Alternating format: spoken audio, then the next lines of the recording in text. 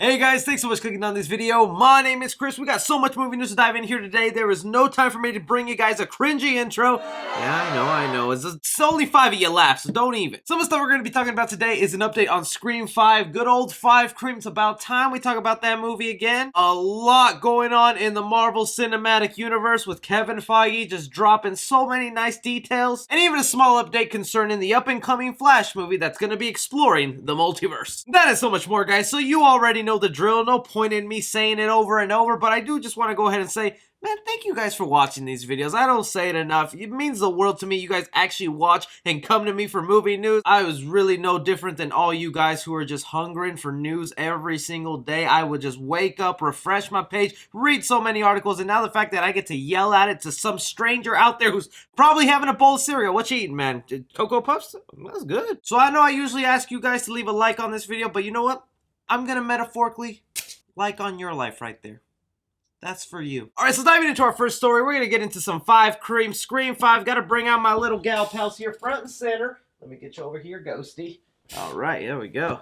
Did you see my gut? Even though it is one minor update, it is still something very juicy and impactful if you're a fan of the Scream franchise. We had here HelloSydney.com that is wonderful when it comes to everything related to Scream. Highly recommend them if you guys want to go and check them out. They went ahead and posted that we received a new photo from the set of Scream 5. It is a different angle than something we've gotten before, but this wider shot photo really goes ahead and gives us another look of something we all were speculating, and now it's basically confirmed here, is that we will be getting Stu's house one more time in Scream 5, which was where the big final scene all occurred in the original Scream movie of 1996. Now, this photo right here is so awesome because really, there's a lot to speculate. One, is this actually going to be Stu's house in Scream 5? Now, what I mean by that is we saw what happened in Scream 3 where they were building movie sets and recreating the Stab movies, which are basically the Scream movies in the Stab universe. Could they possibly be doing the exact same thing here, and maybe in Scream 5 they're rebooting the Stab franchise and this is actually meant to look like a prop house and not the legit Stu house that they'll be using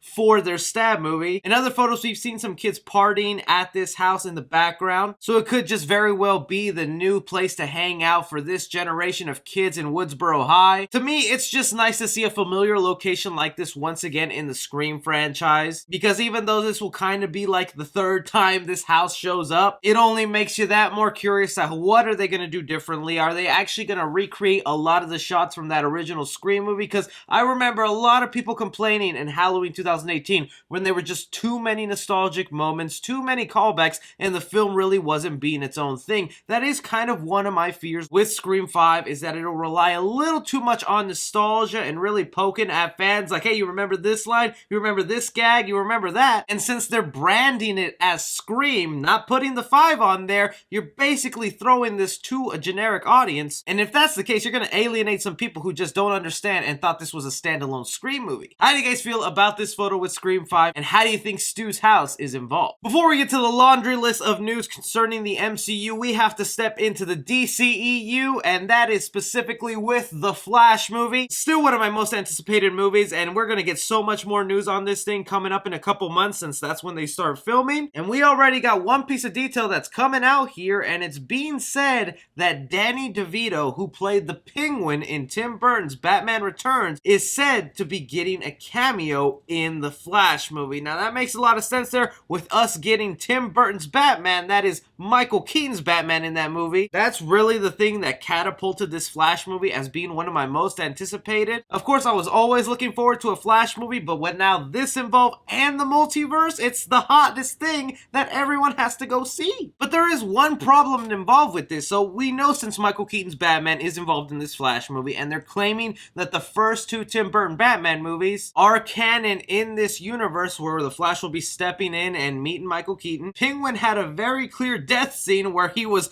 dragged by his homie penguins to the lake and just let drown right there. Still one of the most iconic but slightly hilarious death scenes to me. I mean, that bird eye view of Danny DeVito falling, That's me going to bed after I make these videos. The same body shape and everything. So we all figured they would be retconning all the Batman movies past the second Batman film. But could they be retconning some stuff in the Tim Burton Batman movies? Are they somehow going to explain that Danny DeVito survived that clear death scene? And if that's the case, then what's going to stop them from bringing some sort of version of Jack Nicholson's Joker that I still really much like? No one seems to talk about Jack Nicholson anymore, and I would love it if they can include him somehow, even though it wouldn't be by Jack Nicholson himself since he is retired and dealing with some health issues. Either way, if they can find a way to make Danny DeVito come in and it makes sense within the Burton universe, I'm all up for it. Maybe a trip to that universe's version of Arkham Asylum, that would be kind of cool. How would you guys like Danny DeVito's Penguin to show up, or do you think there's other Batman villains from the old films you would like to pop in here? Alright, now jumping onto the Marvel choo-choo train here, we have so many details here. That's because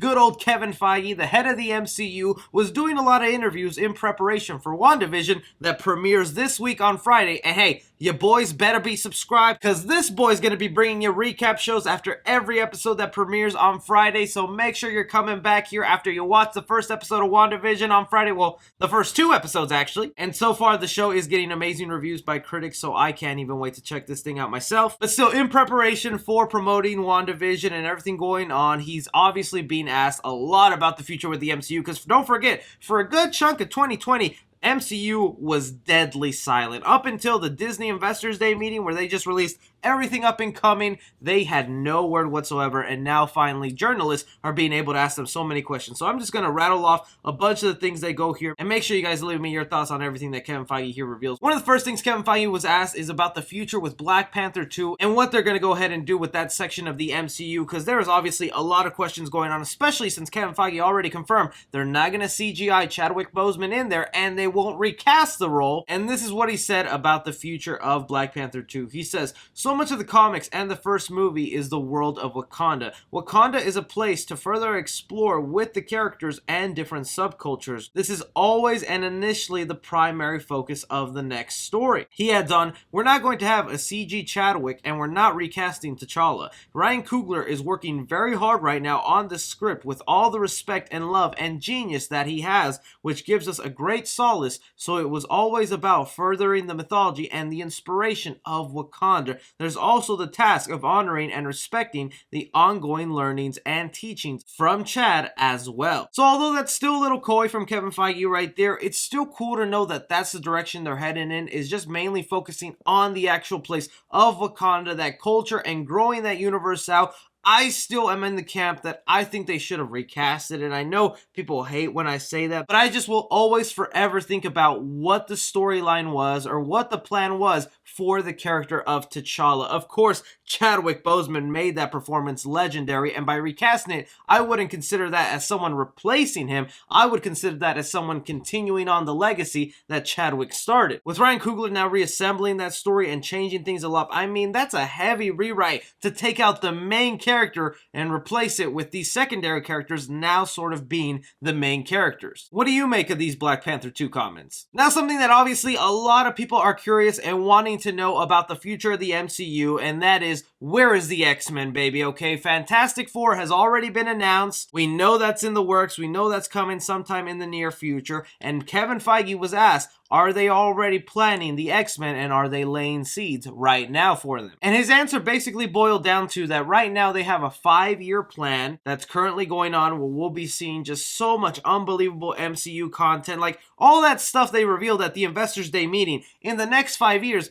we will all consume and watch, which I know sounds like a long time, but really if you think about it, that's not that long to be consuming all that content. So while yes, the X-Men is something they're definitely headed towards, he makes it sound like there's only going to be seeds and hints all throughout these next 5 years, and it won't be till after those 5 years that we'll actually start seeing some of these guys pop up. Now, he could just be playing coy or hiding details. Everybody thinks that the end of WandaVision will somehow lead into the introduction of mutants in the universe, which I think would be a great way to do it, especially with who we saw pop up at the end of Mandalorian Season 2. That is a huge major event that they just threw on a television series that now I'm like, They can do huge major events on TV, and that's no longer reserved just for movies. Are you guys willing to wait another 5 years just to possibly see the X-Men? And since we're on the topic of X-Men characters, we have to talk about one of our favorite mutants, and that is Deadpool, played by Ryan Reynolds, that Kevin Feige also went ahead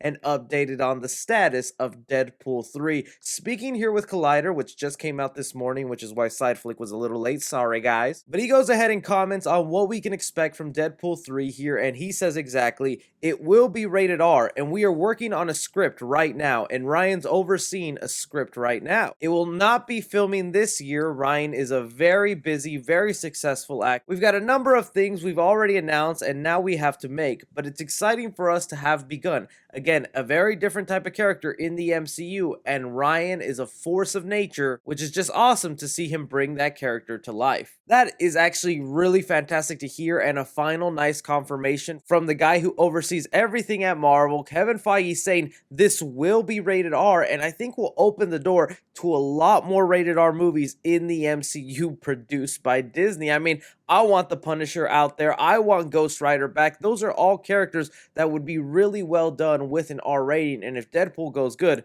we have a whole new era of the MCU coming. How do you guys feel about this update concerning Deadpool 3? But okay, probably getting to the most asked question that Kevin Feige is being asked around everywhere is, what is the deal with Spider-Man 3, and can you drop any deets, Kevin Feige?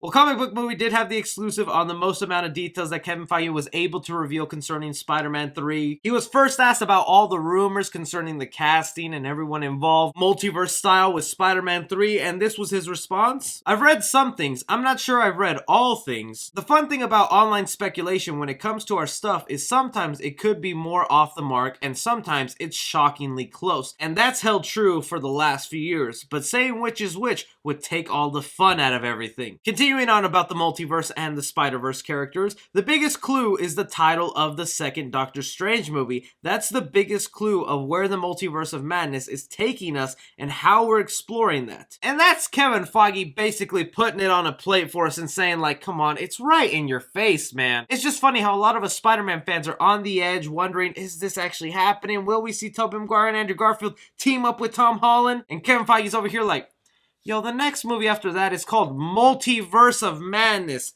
What you think? But the fact also that he says whatever happens in Spider-Man 3 directly leads into that. And you know, I've been saying for the longest time that the way Spider-Man 3 will end with these multiverse characters, that is Tobey Maguire, Andrew Garfield, and Tom Holland, is they gotta save the day, everything's happy and dandy, and they will each pop back into their own universes. But what if they can't, and what if they're stuck? And that is the main goal of Doctor Strange Multiverse of Madness, and it's him trying to get these spider people back to their realities. But continuing on here about the title and what to expect from Spider-Man 3 is Kevin Feige went ahead and said, it's surreal to me that we're talking about a Spider-Man 3. I worked on a movie called Spider-Man 3 many years ago, directed by Mr. Sam Raimi. So this clearly the shorthand of calling it Spider-Man 3 now. It's fine. We call it Homecoming 3. I think that's so hilarious that Kevin Feige and Marvel are still not giving up the title for Spider-Man 3, even when they're asked point blank, like, come on, man, what's this thing called? And even in the offices and around other people, it's so hush-hush secret that they're calling it Spider-Man Homecoming 3. But then again, man, is there a reason they're doing that? I know that was the title of the first Spider-Man movie in the Marvel Cinematic Universe, but don't forget, that had a double meaning. Not only was it involving a homecoming dance, it was also literally the homecoming of Spider-Man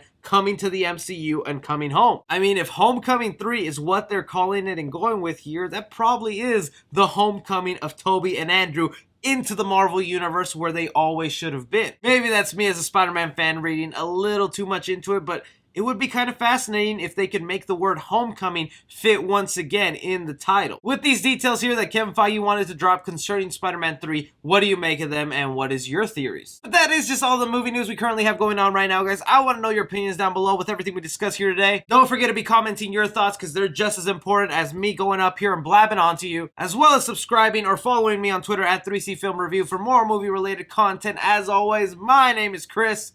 Take care.